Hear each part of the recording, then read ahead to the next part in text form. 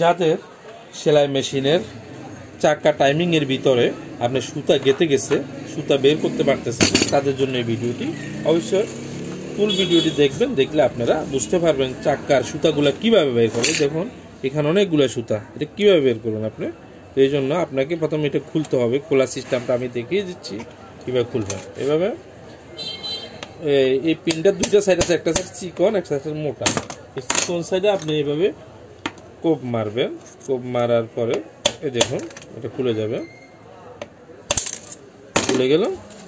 এরপর কি করবেন, এইখানে এক ধরনের একটু মোটা ব্যানা নিবেন, ব্যাটা নিয়ে এইভাবে একটু হালকা বাড়ি মারবেন। এরপরে এইভাবে একটা হ্যাস্কো ব্লেড চিকন, আপনারা আমি তো এটা বড় নিচ্ছি, আমার দোকানে আছে দেখে, আপনি ছোট একটা হ্যাস্কো ব্লেড নিবেন, নাহলে একটা সুই নিবেন, কিছু দিয়ে এইভাবে সুতাটা বের করে দিবেন। এই দেখুন কত সুতা, দেখছেন? এই সুতাগুলো যদি এখানে থাকে, এই দেখুন এখন এগুলো বাইর করার সাথে সাথে ফ্রি হয়ে গেছে, চাক্কা লাগালে পুরো ফ্রি। তো আমাদের ভিডিওটি সাবস্ক্রাইব এবং শেয়ার করবেন। সবাই ভালো থাকবেন।